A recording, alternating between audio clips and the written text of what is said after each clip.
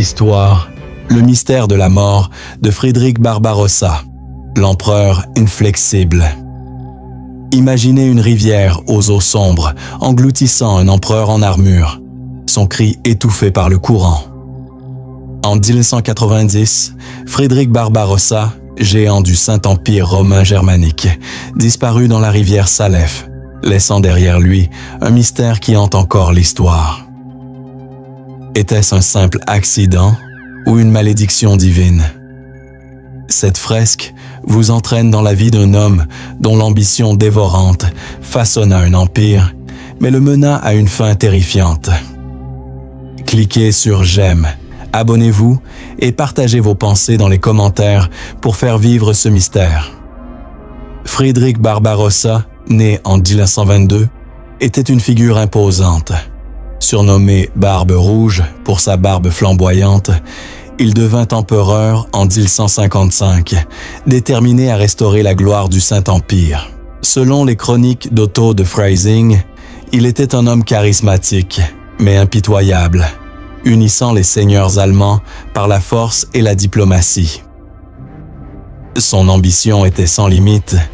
Il rêvait de dominer l'Italie et de ramener l'Église sous son contrôle. Imaginez-vous dans une cour médiévale où Barbarossa, vêtu de robes impériales, intimide ses vassaux d'un seul regard. Sa première croisade, en 1157, contre les cités italiennes rebelles, montra sa détermination. Les archives rapportent qu'il rasa Milan en 1162, un acte de cruauté destiné à envoyer un message. Une analyse psychologique moderne pourrait voir en lui un homme narcissique, convaincu de sa mission divine. Son conflit avec le pape Alexandre III fut légendaire. Barbarossa, selon Rahewen, soutenait un antipape pour défier Rome, provoquant un schisme. Ce bras de fer, qui dura des décennies, renforça son image de dirigeant inflexible, mais alimenta aussi des ennemis puissants. Les récits parlent d'un homme qui, malgré ses victoires, vivait dans la peur constante des trahisons. En 1189, à 67 ans, Barbarossa entreprit la troisième croisade, répondant à l'appel du pape pour libérer Jérusalem. Selon les chroniques de l'époque, il mena une armée de 100 000 hommes, une force colossale. Mais son voyage vers la Terre Sainte fut marqué par des présages funestes.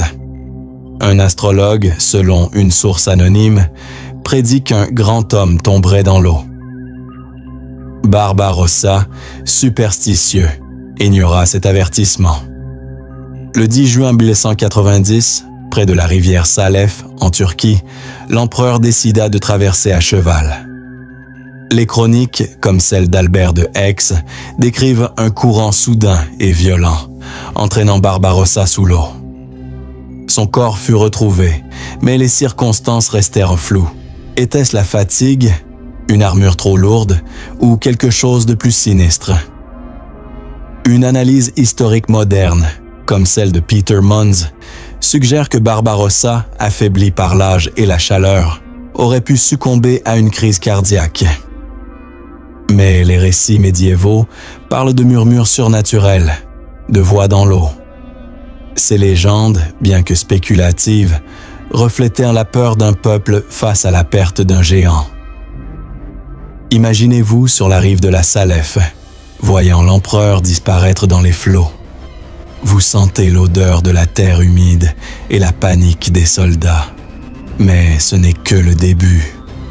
Les rituels étranges de Barbarossa sont encore plus troublants, et ce que vous découvrirez dans la prochaine partie vous choquera. Les rituels secrets de l'empereur. Si l'ambition de Friedrich Barbarossa forgea un empire, c'est dans ses pratiques secrètes qu'il révéla une facette énigmatique et troublante. Imaginez un empereur entouré de prêtres et d'astrologues, cherchant des réponses dans des rituels qui frôlaient l'occulte. Barbarossa, malgré son image de guerrier chrétien, semblait hanté par des forces invisibles. Mais saviez-vous qu'il portait des amulettes gravées de symboles païens? Plongez dans ce chapitre captivant et découvrez les secrets sombres d'un homme au sommet du pouvoir. Cliquez sur « J'aime », abonnez-vous et partagez vos pensées dans les commentaires pour faire vivre ce mystère. Barbarossa, bien que fervent chrétien, était influencé par les traditions germaniques et les superstitions médiévales. Selon les chroniques d'Otto de Freising, il consultait régulièrement des astrologues pour guider ses campagnes. Ces pratiques, courantes à l'époque, prenaient chez lui une tournure obsessionnelle. Un incident, rapporté par une source anonyme, décrit Barbarossa offrant un sacrifice à une divinité païenne avant une bataille en Italie, espérant s'attirer la faveur des dieux. Imaginez-vous dans une tente impériale, où l'odeur de l'encens se mêle à des murmures de prières étranges. Les récits parlent d'amulettes en forme de corbeau, symbole germanique de victoire, que Barbarossa portait sous son armure. Une analyse psychologique moderne pourrait interpréter cela comme une tentative de contrôler l'incertitude d'un règne tumultueux. Sa peur des trahisons, amplifiée par son conflit avec le pape, le poussait à chercher des protections surnaturelles. Un détail troublant concerne un rituel avant la troisième croisade. Selon une chronique, Barbarossa fit bénir son armée par des prêtres, mais demanda aussi à un devin de lire l'avenir dans les entrailles d'un animal. Ce mélange de christianisme et de paganisme choqua certains de ses conseillers, mais renforça son aura mystique auprès de ses soldats. Une analyse historique, comme celle de John Fried, suggère que ces pratiques reflétèrent les tensions d'une époque où le christianisme coexistait avec des croyances anciennes. La rivière Salef, où Barbarossa mourut, était entourée de légendes locales. Les Turcs seldjoukides, selon des récits médiévaux, croyaient que la rivière était habitée par des esprits. Barbarossa, averti de ces superstitions, ignora les avertissements, convaincu de sa destinée divine. Une source rapporte qu'il insista pour traverser en armure, un acte d'arrogance qui scella peut-être son sort. Les psychologues modernes verraient dans cette obsession pour les rituels une forme de trouble anxieux, où Barbarossa cherchait à maîtriser un monde chaotique. Ses soldats, eux, y voyaient un signe de force surnaturelle, renforçant leur loyauté. Pourtant, ces pratiques alimentèrent des rumeurs de malédiction après sa mort, certains murmurant que les esprits de la Salef l'avaient réclamé. Un incident curieux concerne un chapelain qui, après la mort de Barbarossa, affirma avoir entendu des voix dans la rivière, comme si l'empereur appelait. Cette histoire, bien que probablement amplifiée, reflétait la peur collective d'une armée confrontée à l'inexplicable. Les historiens notent que ces rumeurs transformèrent Barbarossa en une figure à la fois héroïque et maudite. Imaginez-vous, dans le camp impérial, entendant des murmures sur les rituels de votre empereur. Vous sentez l'odeur du feu et la tension dans l'air. Mais ce n'est pas tout. La paranoïa qui hantait Barbarossa est encore plus troublante. Et ce que vous découvrirez dans la prochaine partie vous glacera le sang. La paranoïa d'un conquérant. Si les rituels de Barbarossa révélaient son côté mystique, c'est sa paranoïa croissante qui transforma son règne en une danse avec la peur.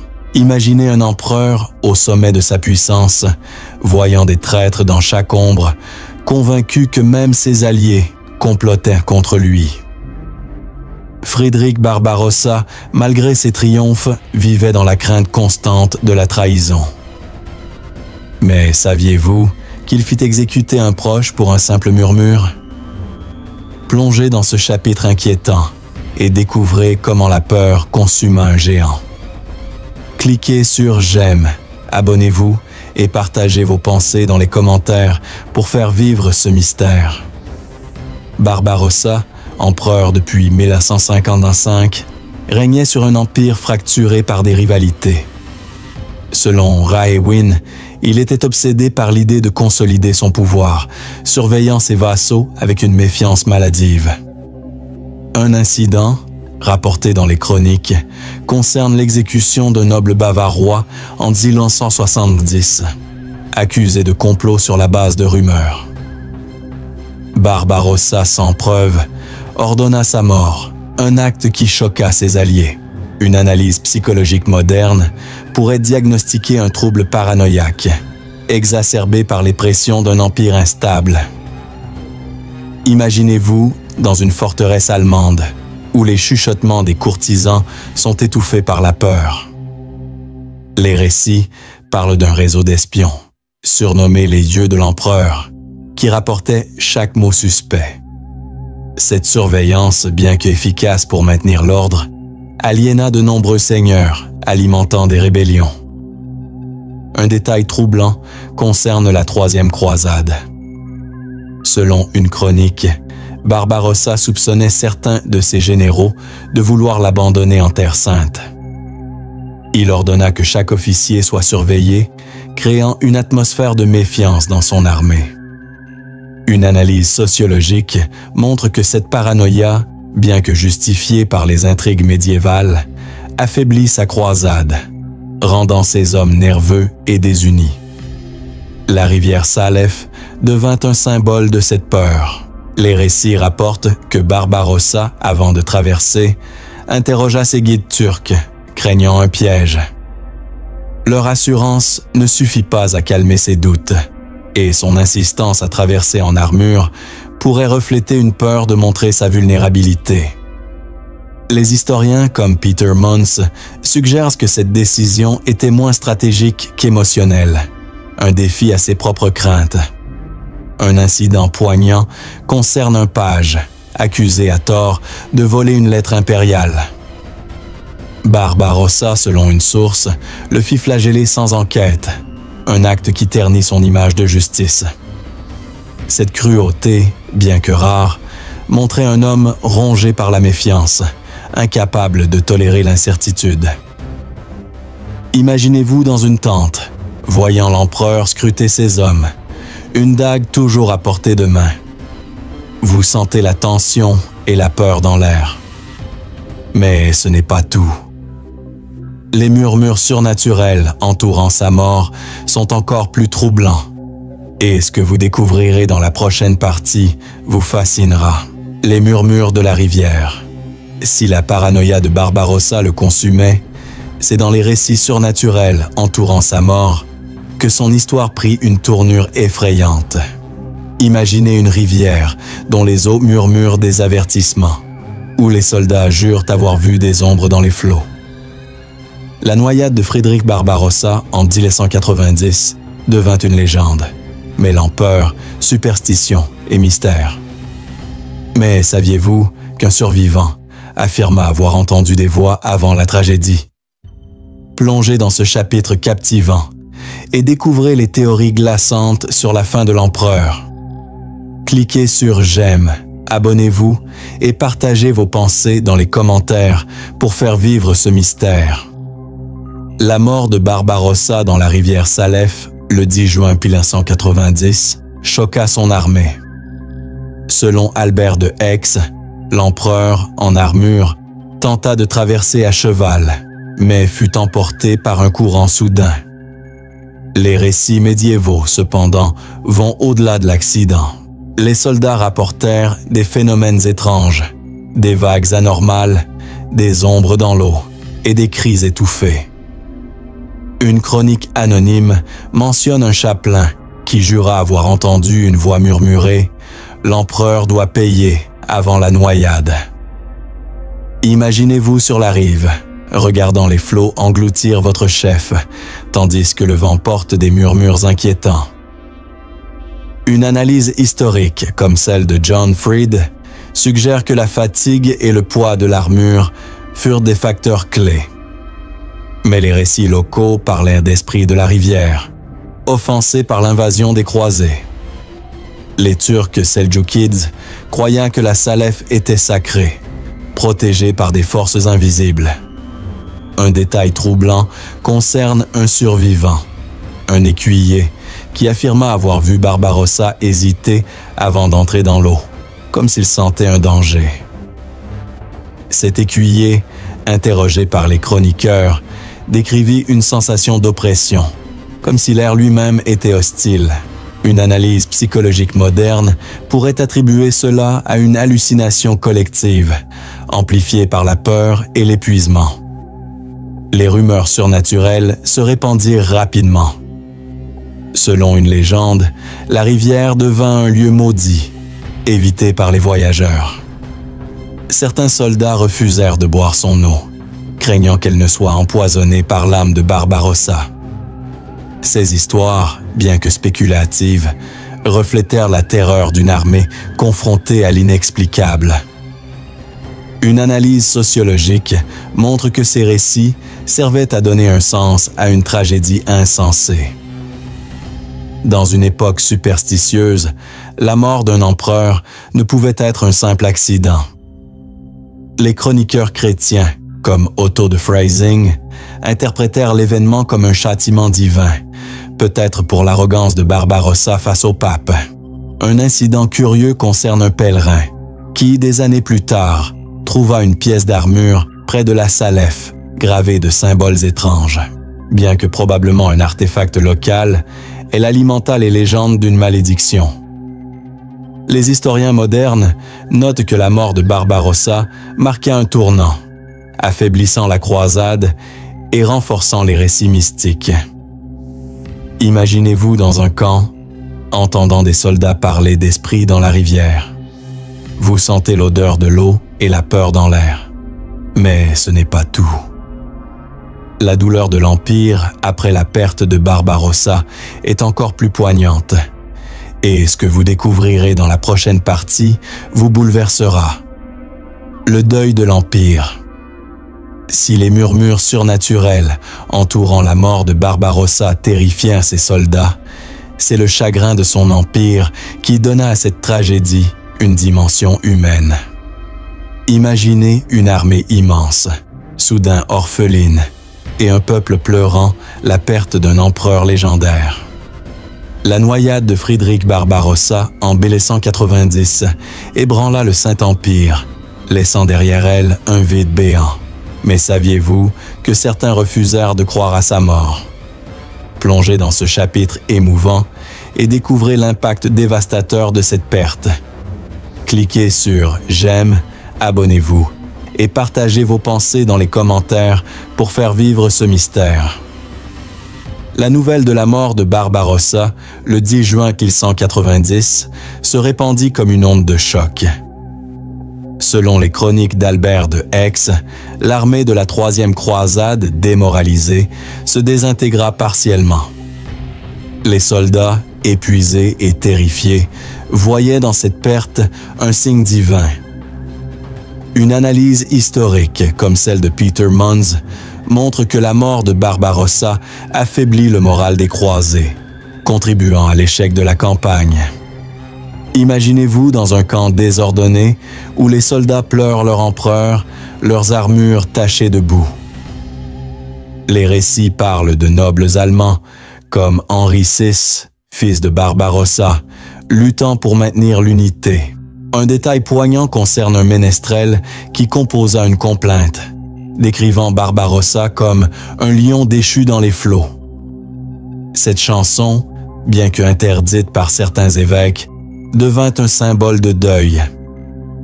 Un incident troublant concerne les rumeurs selon lesquelles Barbarossa n'était pas mort.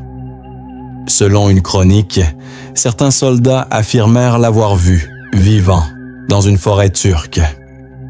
Ces récits, probablement nés du désespoir, alimentèrent une légende. Barbarossa dormait dans une caverne, prêt à revenir. Une analyse psychologique moderne pourrait voir cela comme une forme de déni collectif, un moyen de faire face à la perte d'un leader charismatique. L'Empire, déjà fracturé, souffrit profondément. Les seigneurs allemands, selon Raewin, commencèrent à se disputer le pouvoir, affaiblissant l'autorité centrale. Une analyse sociologique montre que la mort de Barbarossa marqua le début d'un déclin pour le Saint-Empire, car aucun successeur ne put égaler son aura. Un témoignage émouvant concerne les habitants de Ravenne, en Italie, qui érigèrent un mémorial pour Barbarossa, malgré leurs anciens conflits avec lui. Ce geste, bien que modeste, montrait l'impact universel de sa mort. Les historiens notent que cette tragédie renforça les divisions entre l'Église et l'Empire, compliquant les relations avec Rome. Imaginez-vous dans une ville allemande, entendant les cloches sonner le deuil, tandis que les murmures de légende grandissent. Mais ce n'est pas tout. L'héritage politique de Barbarossa, marqué par cette tragédie, est encore plus complexe. Et ce que vous découvrirez dans la prochaine partie vous surprendra. L'héritage politique d'un géant. Si le deuil de l'Empire révéla l'ampleur de la perte de Barbarossa, c'est son héritage politique, entaché par sa mort tragique, qui redéfinit le Saint-Empire. Imaginez un royaume où la disparition d'un empereur déclenche des luttes de pouvoir, où son ombre continue de planer sur chaque décision. Frédéric Barbarossa, bien que mort, resta une figure centrale dans les intrigues médiévales. Mais saviez-vous que sa mort influença les croisades pendant des décennies? Plongez dans ce chapitre captivant et découvrez comment un drame façonna un empire. Cliquez sur j'aime, abonnez-vous et partagez vos pensées dans les commentaires pour faire vivre ce mystère. La mort de Barbarossa en 1190, selon Peter Munz, marqua un tournant pour le Saint-Empire. Son fils, Henri VI, hérita d'un trône instable, confronté à des révoltes en Allemagne et en Italie. Les chroniques d'Otto de Freising décrivent un empire fracturé, où les seigneurs, autrefois unis par la poigne de Barbarossa, se disputaient le pouvoir. Une analyse historique montre que la perte de l'empereur affaiblit la croisade, permettant aux forces de Saladin de consolider leur position. Imaginez-vous dans une salle du trône, où les nobles complotent, profitant du vide laissé par Barbarossa. Un incident troublant concerne la décision d'Henri VI de poursuivre la croisade, malgré la démoralisation. Selon une chronique, il ordonna la récupération des reliques de Barbarossa, espérant rallier l'armée. Ce geste, bien que symbolique, ne suffit pas à restaurer l'unité. Une analyse sociologique montre que l'héritage de Barbarossa devint un outil politique. Les chroniqueurs impériaux, comme Raewin, glorifièrent son règne, le présentant comme un héros chrétien. Cette propagande, bien que efficace, masqua les tensions internes. Les conflits avec le pape, exacerbés par Barbarossa, persistèrent, affaiblissant l'autorité impériale. Un détail curieux concerne un décret d'Henri VI, ordonnant la sanctification de la mémoire de son père. Selon une source, des églises furent dédiées à Barbarossa, un acte controversé vu son conflit avec Rome. Les historiens modernes notent que cet héritage ambivalent, héros pour certains, tyran pour d'autres, façonna l'identité du Saint-Empire. Imaginez-vous dans une cathédrale, entendant des prières pour l'âme de Barbarossa, tandis que les luttes de pouvoir grondent. Mais ce n'est pas tout. La légende folklorique, née de sa mort, est encore plus troublante. Et ce que vous découvrirez dans la prochaine partie vous choquera. La légende du retour. Si l'héritage politique de Barbarossa façonna l'Empire, c'est dans les récits folkloriques qu'il devint une figure immortelle. Un empereur dormant dans l'attente de son retour. Imaginez des villages allemands où l'on raconte que Frédéric Barbarossa n'est pas mort, mais caché dans une caverne, prêt à ressusciter. Sa noyade en 1190 donna naissance à une légende qui transcenda les siècles. Mais saviez-vous qu'un artefact étrange fut lié à cette légende? Plongez dans ce chapitre captivant et découvrez comment un drame devint un mythe. Cliquez sur j'aime, abonnez-vous et partagez vos pensées dans les commentaires pour faire vivre ce mystère. La légende de Barbarossa, selon les récits du XIIIe siècle, affirmait qu'il dormait dans une caverne du mont Kyffhäuser, entouré de corbeaux. Cette histoire, consignée par des chroniqueurs anonymes, promettait son retour pour restaurer l'Empire. Une analyse sociologique montre que cette légende servait à apaiser le chagrin d'un peuple, transformant une tragédie en espoir messianique. Un incident troublant concerne une épée, découverte au XVe siècle près de la Salef, que les villageois croyaient appartenir à Barbarossa. Selon une chronique, elle était gravée de symboles runiques, renforçant les rumeurs d'un pouvoir surnaturel. Les historiens, comme John Fried, suggèrent que cet artefact était probablement un objet local, mais il alimenta la légende. Imaginez-vous dans une taverne, entendant des chansons sur l'empereur endormi. Les récits folkloriques, bien que poétiques, reflétaient un besoin d'unité dans un empire fracturé. Les psychologues modernes verraient dans cette légende une forme de catharsis collective, où le peuple transformait la perte en espoir. Un détail émouvant concerne les pèlerinages au mont Kyffhäuser, où des paysans priaient pour le retour de Barbarossa. Ces rituels, bien que condamnés par l'Église, persistaient, montrant l'impact durable de l'empereur. Les historiens notent que cette légende influença même les mouvements nationalistes allemands des siècles plus tard. Imaginez-vous dans une caverne, sentant l'écho d'un mythe ancien. Mais ce n'est pas tout. La vérité derrière la mort de Barbarossa est encore plus surprenante. Et ce que vous découvrirez dans la prochaine partie vous bouleversera. La vérité engloutie. Si la légende de Barbarossa le rendit immortel, c'est la quête de la vérité sur sa mort qui révèle les secrets les plus troublants. Imaginez une rivière cachant des indices, des archives médiévales murmurant des théories oubliées. La noyade de Frédéric Barbarossa en 1890 reste l'un des mystères les plus fascinants de l'histoire. Mais saviez-vous qu'un chroniqueur suggéra un complot derrière sa mort? Plongez dans ce dernier chapitre bouleversant et découvrez ce qui se cache sous les eaux de la Salef. Cliquez sur « J'aime », abonnez-vous et partagez vos pensées dans les commentaires pour faire vivre ce mystère. Les archives, comme celle d'Albert de Aix, décrivent de la noyade comme un accident. Mais certains récits médiévaux, comme une chronique anonyme, suggèrent une conspiration. Un noble, jaloux de Barbarossa, aurait pu saboter son passage. Une analyse historique moderne, comme celle de Peter Munz, rejette cette théorie, mais elle reflète les tensions au sein de l'armée. Un détail troublant concerne un fragment d'armure retrouvé au 19e siècle près de la Salef, marqué de traces de rouille inhabituelles. Bien que probablement naturel, il raviva les spéculations sur une intervention surnaturelle ou humaine. Les historiens notent que la mort de Barbarossa, accidentelle ou non, transforma l'histoire, affaiblissant l'Empire et les croisades. Imaginez-vous fouillant les archives, cherchant la vérité sur un empereur perdu. Si ce récit vous a bouleversé, cliquez sur « J'aime », partagez et laissez un commentaire pour dire ce qui vous a le plus choqué. Abonnez-vous pour découvrir d'autres histoires historiques terrifiantes.